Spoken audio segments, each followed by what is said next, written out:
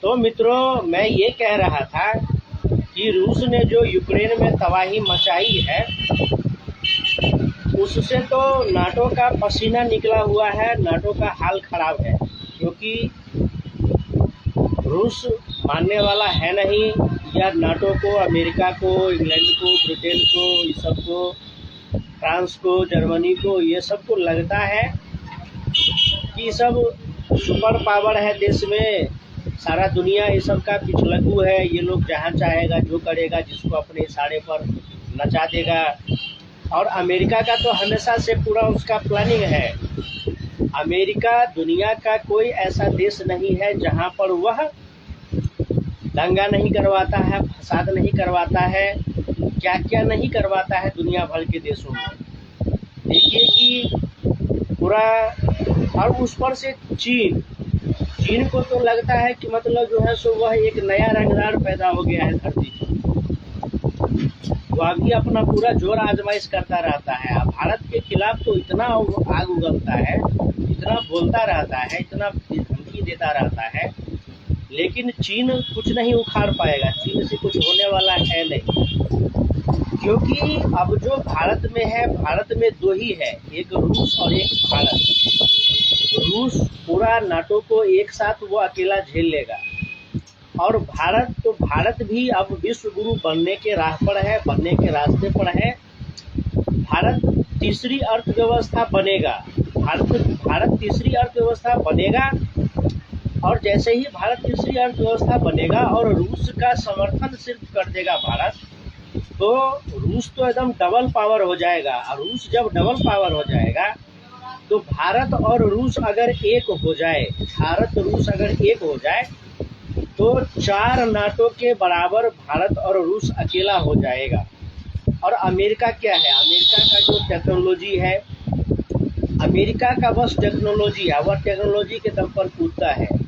लेकिन आज वह कोई टेक्नोलॉजी बनाता है और वह कल पूरी दुनिया में छा जाता है, और फिर उसके क्लोन बनने शुरू हो जाते हैं, उसके डुप्लीकेट बनने शुरू हो जाते हैं। तो अब भारत में देखिए कि भारत में अमेरिका ने, CIA ने मोदी को मारने का प्लान बनाया था। मोदी जी जब चीन गए थे तो CIA ने पूरा प्लान बना लिया था कि जिस प्रकार से लाल बहादुर शास्त्री को मरवाए, उस प्रकार से मोदी जी को भी मरवा देंगे चीन को। तो मित्रों, मैं यह सब मुद्दा नहीं उठाता था, क्योंकि ऐसा माना जाता है कि जो छोटे पत्रकार होते हैं, छोटे यूट्यूबर होते हैं, या जो छोटे डिजिटल क्रिएटर होते हैं, छोटे डिजिटल क्रिएटर कौन होता है? छोटा पत्रकार, छोटा यूट्यूबर कौन होता है? जिसका 10,000 12,000 फॉलोवर होता है, 400-500 वीडियो होता है। लेकिन दोस्तों, मुद्दे की बात है। अब मैं अमेरिका इंग्लैंड का बात कर रहा हूँ, मैं यूरोप का बात कर रहा हूँ, मैं चीन जर्मनी का बात कर रहा हूँ। क्यों नहीं करूँगा? अगर मेरे देश पर आएगा तो मैं क्यों नहीं करूँगा? और बात है ना, जो सच्चाई है, जो घटनाक्रम है, जो बातें हो रही हैं, उसको रखना आवश्यक है। तो कहा जाता है कि पाकिस्तान भारत का शत्रु है, लेकिन पाकिस्तान जो भारत का शत्रु है, उससे बड़ा शत्रु अमेरिका है, चीन है। जितना बड़ा शत्रु भारत का पाकिस्तान है, उतना ही बड़ा शत्रु भारत का चीन भी है। पाकिस्तान के साथ POK का समस्या है, चीन के साथ COK का समस्या है। और जब मनमोहन सिंह प्रधानमंत्री थे, तो अरुणाचल प्रदेश में चीन हेलीकॉप्टर नहीं उड़ने दिया था। उसका सेना कह रहा था कि हेलीकॉप्टर उतरेगा कि हम बम फोड़ देंगे।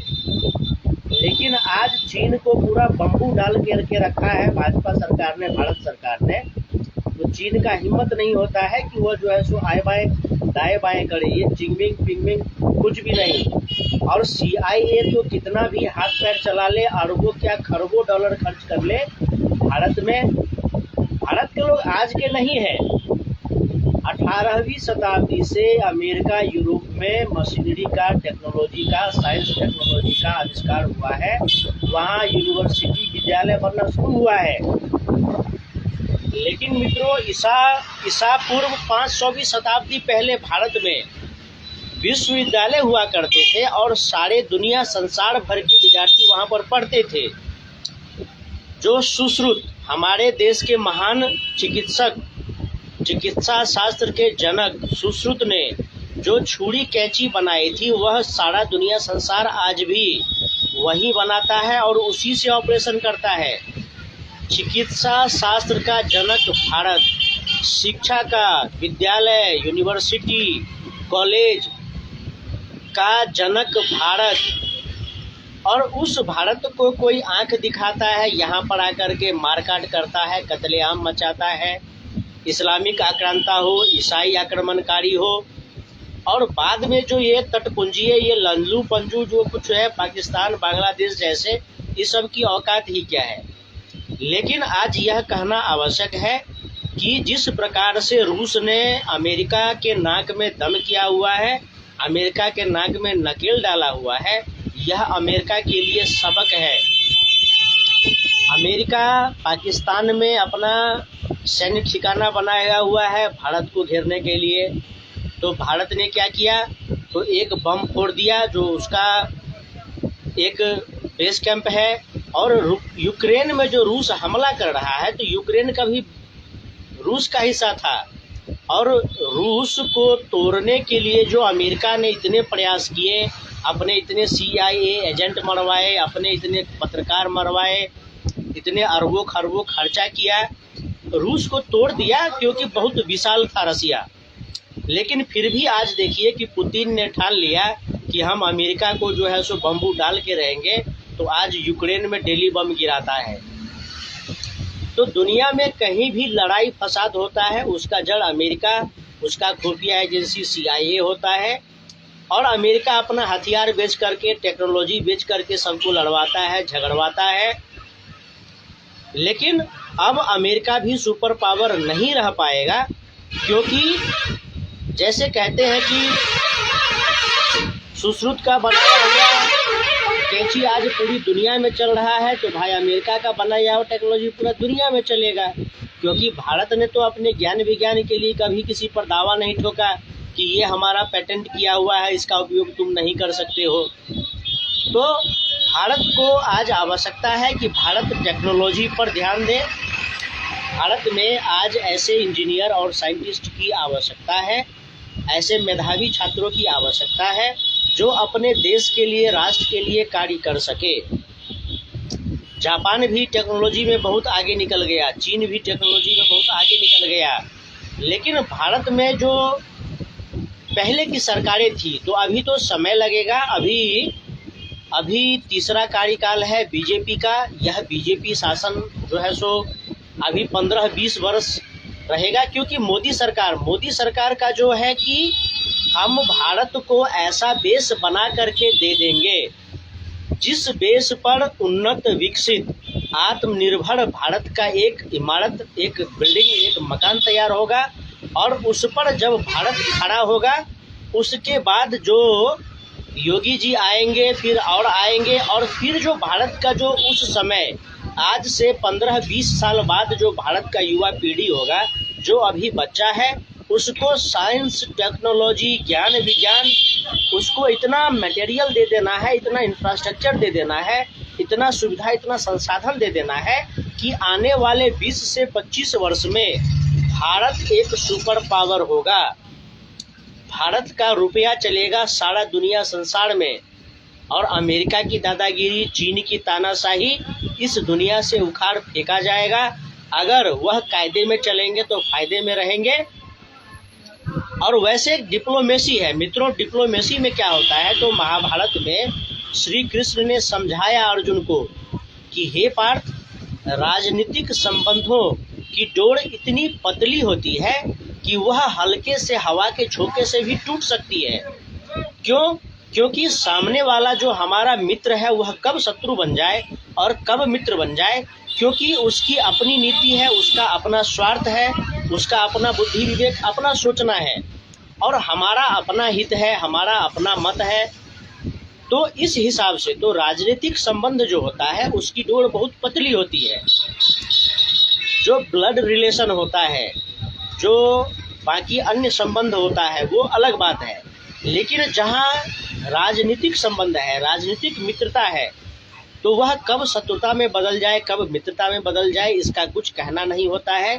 क्योंकि सबके अपने अपने स्वार्थ होते हैं, अपने अपने निहित लाभ होते हैं। निहितार्थ होते हैं, तो फिर हम क्यों किसी का पिछलग्गू बने और क्यों किसी का अगुआ बने। हम तटस्थ रहेंगे। हम न तुम्हारे शत्रु हैं न मित्र हैं। हमारा तुम्हारे साथ जो भी व्यापारिक संबंध है या जो भी है, मित्रता है, तो फिर हम उसमें धोखेबाजी दगाबाजी बर्दाश्त नहीं करेंगे। अगर अमेरिका भारत का मित्र है तो वह पाकिस्तान को हथियार क्यों देता है। जब भारत पाकिस्तान में लड़ाई होता है तो अमेरिका अपना पानी का जहाज लेकर के क्यों आ जाता है पाकिस्तान के पक्ष में। तो फिर रूस यदि भारत के साथ आता है युद्ध करने के लिए, तो रूस हमारा सबसे बड़ा मित्र है, और रूस हमारा सबसे बड़ा मित्र है तो फिर हम यह भी नहीं दिखाएंगे कि भाई हम डायरेक्ट किसी के विरोध में हैं लेकिन हम रूस के साथ में हैं। अब अमेरिका जो है रूस पर प्रतिबंध लगा रहा है और भारत को कह रहा है कि आप रूस से तेल नहीं खरीदिए। हम क्यों नहीं खरीदेंगे। तुम पाकिस्तान को हथियार देना क्यों नहीं बंद करते। तुम पाकिस्तान को हथियार देना बंद नहीं करोगे तो हम भी रूस से तेल खरीदेंगे। और हम किससे क्या करें यह तुम समझाने वाले कौन होते हो। तो इसी को दादागिरी कहते हैं, इसी को तानाशाही कहते हैं। चीन भारत को घेरने के लिए श्रीलंका में निवेश किया, बांग्लादेश में निवेश किया, नेपाल में निवेश किया कि इन सब छोटे देशों में निवेश करके हम पकड़ मजबूत बना लेंगे, यहाँ अपना सैन्य अड्डा बना लेंगे, अपना व्यापारिक केंद्र बना लेंगे और भारत के विरुद्ध वहाँ से हम अपना षड्यंत्र चलेंगे। लेकिन मोदी जी जब पहली बार प्रधानमंत्री बने थे तो वह इन सब देशों की यात्रा किए थे। वह शत्रु देश पाकिस्तान भी गए थे, भले ही 15 मिनट के लिए गए हो। वह नरेंद्र मोदी जब पहली बार प्रधानमंत्री बने तो 15 मिनट के लिए ही पाकिस्तान गए। क्यों? क्योंकि वहाँ पर जितनी ही मात्रा में है, हिंदू है, सिख है, तो उन्होंने उनके हाव भाव को समझा, उनके माहौल को समझा। प्रधानमंत्री श्रीलंका गए, वहाँ बौद्ध मंदिर में पूजा की, वहाँ का माहौल जाना। बांग्लादेश भी गए और वहाँ के हिंदुओं का हाल जाना। प्रधानमंत्री नेपाल भी गए और 8 घंटे तक पशुपतिनाथ मंदिर में पूजा अर्चना की और वहाँ अपना जो है वहाँ के लोगों का हाल जाना। और आज देखिए कि चीन अमेरिका जो भी किया हो, बांग्लादेश में क्या हुआ, तख्तापलट हुआ, पूरा बांग्लादेश जला, वहाँ के नेताओं को घरों से खींच कर मारा गया, उसके घरों में आग लगाया गया, संसद भवन, राष्ट्रपति भवन सबको जलाया गया। श्रीलंका में भी वही हुआ, वहाँ के नेताओं को नंगा दौरा करके मारा गया, वहाँ के राष्ट्रपति भवन में आग लगाया गया, नेताओं के घरों में आग लगाया गया, बहुत बड़े बड़े दंगे हुए। और नेपाल में क्या हुआ, तो नेपाल में भी नेताओं को घरों से निकाल कर नंगा दौरा कर मारा गया, तो वहाँ भी सत्ता परिवर्तन हुआ। तो बाकी अन्य देश जहाँ जो भी षड्यंत्र करते हो, भारत के विरुद्ध जो जाएगा तो अब पहले वाली बात नहीं है, नया भारत है, घर में घुस कर के मारना जानता है और दुश्मन को सबक सिखाना जानता है। इसलिए अब भारत को कोई घेरे नहीं, भारत को कोई धौंस नहीं दिखाए, भारत को कोई दादागिरी नहीं दिखाए। अब भारत आत्मनिर्भर होगा, सशक्त होगा, सक्षम होगा। और मोदी जी ने कहा था कि न हम किसी को आंख दिखा करके बात करेंगे, न हम किसी से आंख झुका करके बात करेंगे, हम आंख में आंख मिला करके बात करेंगे। और यह आत्मनिर्भर भारत, नया भारत आज उसी रास्ते पर चल रहा है। तो कोई भ्रम पाल लेता है अपने मन में और षड्यंत्र कुचक्र चलाता रहता है। लेकिन जिस दिन भारत और रूस खुले रूप से मैदान में आ जाए तो फिर इस दुनिया में किसी का औकात नहीं है। भारत और रूस अगर एक साथ खुलकर के मैदान में आ जाए तो इस दुनिया में किसी का औकात नहीं है कि वह अपना दादागिरी कर सकता है। अब चीन है तो चीन तो भारत का शत्रु है, पाकिस्तान भी भारत का शत्रु है। अब वैश्विक संबंधों में चीन का क्या सिस्टम है, हिसाब किताब है, वो चीन जाने। लेकिन भारत और रूस एक दूसरे के मित्र हैं। वैसे अमेरिका के साथ भी बहुत सारे संबंध हैं। अमेरिका में बड़े बड़े वैज्ञानिक, बड़ा बड़ा होटल, बड़ा बड़ा उद्योग भारतीयों का है। आज वहाँ से हिंदू, आज भारत का हिंदू अमेरिका छोड़ करके आ जाए तो भारत का टेक्नोलॉजी, आज गूगल नहीं चल सकता है, गूगल नहीं चल सकता है, फेसबुक नहीं चल सकता है, अमेजॉन नहीं चल सकता है, यह सब नहीं चल सकता है अगर वहाँ भारतीय नहीं रहे। लेकिन अमेरिका है, उसका नीति है, उसको अपना स्वार्थ देखना है तो भारत के विरुद्ध भी षड्यंत्र चलाता है। लेकिन भारत ऐसी स्थिति में है कि वह चीन को, अमेरिका को, अगर चीन अमेरिका एक साथ भी आ जाए तो भी भारत दोनों को हाल खराब कर सकता है, क्योंकि रूस भारत का साथ देता है। और रूस भारत का साथ नहीं भी दे, आने वाले 10 से 15 वर्षों में, 20 वर्षों में भारत को अपने आप को इस स्थिति में लाना है, इतना मजबूत बना लेना है, चाहे सामरिक रूप से हो, चाहे आर्थिक रूप से हो, चाहे शैक्षिक किसी भी रूप से हो। भारत को इतना समर्थवान बनना है, इतना आत्मनिर्भर बनना है कि भारत एक साथ अमेरिका और चीन जैसे देशों को सबक सिखा सके, और भयंकर सबक सिखा सके, और सिखाएगा। भारत है, सारा तैयारी है, बस देश के जनता को मोदी योगी का साथ देते रहना है। और भारत तो इतना सामर्थ्यवान बनेगा कि अमेरिका और चीन को एक साथ नाक रगड़ रगड़ के नंगा करके मारेगा। ये मेरा चैलेंज है, मैं चैलेंज करके कहता हूँ, मैं एकदम घोषणा पब्लिक में मैं कह रहा हूँ, मैं ये पब्लिक में कह रहा हूँ। आज जो रूस यूक्रेन को तोड़ रहा है, आज जो इजराइल फिलिस्तीन को, गाजा को तोड़ रहा है, एक समय आएगा कि भारत के कहने पर ही कोई ऐसा वीर योद्धा पैदा होगा जो चीन को भी तोड़ेगा, जो अमेरिका को भी तोड़ेगा, और दुनिया इतिहास देखेगा, दुनिया भविष्य देखेगा। यह एक दिन होकर के रहेगा। यह एक भारत के ब्राह्मण का चैलेंज है। और मित्रों, भारत जिस दिन इतना आत्मनिर्भर हो जाएगा तो भारत का क्या है, भारत सहिष्णु है, संस्कारी है, शिक्षित है, मानवतावादी उपागमों में विश्वास रखता है, दया, क्षमा, करुणा, यह सब भारत का ही सिद्धांत है। तो निश्चित रूप से भारत विश्व गुरु बनेगा। बस है कि भारत के लोग थोड़ा सा राष्ट्रवादी हो जाए, अपने राष्ट्र की चिंता करें, अपने सनातन हिंदू धर्म की चिंता करें, और अपने सभ्यता संस्कृति के हितों की चिंता करें। क्योंकि आज देखते हैं कि लोग थोड़ा सा रुपया पैसा कमा लेता है, थोड़ा सा अंग्रेजी बोलना शुरू करता है, और वह उल्टे सीधे कपड़ा पहनना शुरू कर देता है, उल्टे सीधे बोलचाल शुरू कर देता है। आज हम देखते हैं बॉलीवुड में जो एक्टर एक्ट्रेस होते हैं, एक दूसरे को प्रणाम, हाथ जोड़ करके भी प्रणाम नहीं करते हैं, अभिवादन नहीं करते हैं, वो हाय हेलो दिस दैट में विश्वास रखते हैं। या वैसे भी हम अंग्रेजी स्कूलों में देखते हैं, छात्रों का, लड़कियों का ड्रेस देखते हैं, मिनी स्कर्ट पहना देता है। क्यों? क्योंकि उनको इंग्लैंड अमेरिका बनाना है। अबे चूतियों, तुम अमेरिका इंग्लैंड को झुकाओ ना, अपने कदमों में झुकाओ। कोरोना जब काल चल रहा था तो सारा दुनिया हाथ जोड़ रहा था कि नहीं जोड़ रहा था? तो एक कोरोना आया, सारा दुनिया अपना औकात में आ गया, सब हिंदू सभ्यता संस्कृति को अपनाने लगे। तो फिर ये कौन पागल लोग हैं, कौन मूर्ख लोग हैं जो अंधी दौड़ में अमेरिका का पिछलग्गू बना हुआ है? हम लंदन में रहते हैं, I am Londonist, I am Americanist, you bloody fool, you not Americanist, you not Londonist, you not British, you are bloody fool. You must have follow Indian culture, Indian civilization, pure Hindu culture. आपको pure Hindu culture को follow करना है, आपको pure Hindu civilization को follow करना है, तभी यह धरती, यह संसार बचा रहेगा। नहीं तो जिस हिसाब से आज ग्लोबल वार्मिंग हो रहा है, जिस हिसाब से ग्लोबल वार्मिंग हो रहा है, जिस हिसाब से अमेरिका के कैलिफोर्निया के जंगलों में आग लगता है, मैं कहता हूं कि जिस प्रकार से हिंदू पीपल के पौधे में जल डालते हैं, तुलसी में जल डालते हैं, आज अमेरिका के ईसाई भारतीय धर्म को स्वीकार कर लें, सब राधे कृष्ण बन जाए, सब रामाश्रय बन जाए, कृष्णाश्रय बन जाए, और अमेरिका के कैलिफोर्निया के लोग पौधों में पानी डालना शुरू कर दे, तो कल से अगर आग लगना बंद नहीं हो जाए तो फिर मेरा नाम जो कहे।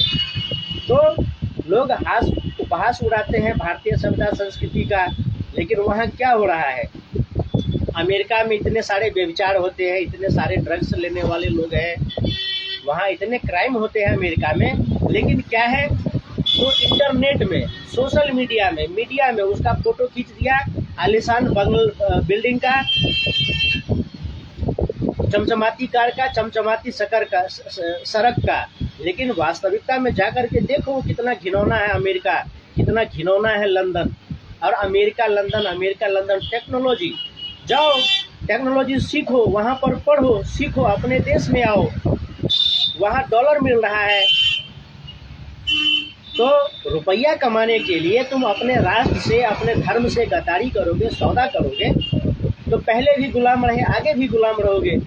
तो मित्रों, अंततः जाते जाते मैं बस इतना कहूँगा कि आज प्रत्येक भारतीयों को बस वह कहीं भी जाके ज्ञान प्राप्त करे, कहीं भी जाकर के ट्रेनिंग ले, कहीं भी जाकर के कुछ सालों के लिए नौकरी करे, लेकिन अंततः भारत आए, भारत में विकास करे, भारत में कार्य करे, भारत को आत्मनिर्भर बनाए। क्योंकि भारत अगर विश्व गुरु बनेगा तो हवाई में नहीं बनेगा, वो यहाँ का नागरिक ही बनाएगा। देश के नागरिक ही देश को बना सकते हैं, देश के नागरिक ही देश को बिगाड़ सकते हैं। आज भारत को, आज अमेरिका को, लंदन को भारत के नागरिक ही इतना अमीर बना रहे हैं, इतना ऊंचाई पर ले जा रहे हैं। तो जो आज अमेरिका लंदन को ऊंचाई पर ले जा रहे हैं, वो अपने देश को भी तो ऊंचाई पर ले जा सकते हैं। तो मित्रों, अब जो है सो मैं इन सब मुद्दों पर बातचीत करूंगा, इन सब चीज़ों पर चर्चाएं करूंगा। आलोचक कहते हैं कि यार छोटा यूट्यूबर है, छोटा आदमी है, ये बड़ी बड़ी बातें करता है। तो मुझे इससे फ़र्क नहीं पड़ता है, मैं बड़ी बड़ी बातें करूंगा तभी तो बड़ा आदमी बनूंगा, बड़ा फेसबुक या बड़ा यूट्यूबर बनूंगा, बड़ा डिजिटल क्रिएटर बनूंगा। तो अब मैं थोड़ा सा बड़े बड़े मुद्दों में भी हाथ पैर डालना चाहता हूँ, अपने ज्ञान का, अपने शक्ति सामर्थ्य का, अपने साहस का प्रदर्शन करना चाहता हूँ। बस आप लोग सहयोग समर्थन करते रहिए। आप लोग मेरे फेसबुक प्रोफाइल को फॉलो कीजिए, लाइक कीजिए, कमेंट कीजिए, शेयर कीजिए, और जो स्टार है स्टार भेजिए। आप लोग किसी कंटेंट में देखते होंगे सेंड गिफ्ट लिखा होता है, तो सेंड गिफ्ट जो लिखा होता है उस पर जो आप क्लिक करेंगे तो उसमें आपको 30 रुपया देना होता है, एक स्टार का 30 रुपया देना होता है। तो आप स्टार भेज करके मेरा सहयोग समर्थन कर सकते हैं। आप मेरे चैनल प्रोफाइल को सब्सक्राइब करके मेरा वीडियो देख सकते हैं, मेरा सहयोग समर्थन कर सकते हैं। और ऐसे भी लाइक कमेंट शेयर करके तो आप मेरा सहयोग समर्थन कर ही सकते हैं। आप लोगों का सहयोग समर्थन रहा तो अपना एक अच्छा सा स्टूडियो बनाएंगे, 2-4 लोगों को जोड़ेंगे, और राष्ट्रहित धर्महित में कार्य चलता ही रहेगा। तो मित्रों, अब इस लाइव से लेते हैं विदा, फिर मिलेंगे। तब तक के लिए आप जो देख रहे हैं, जय कुमार, अमृतेश, आप लोगों को बहुत बहुत धन्यवाद।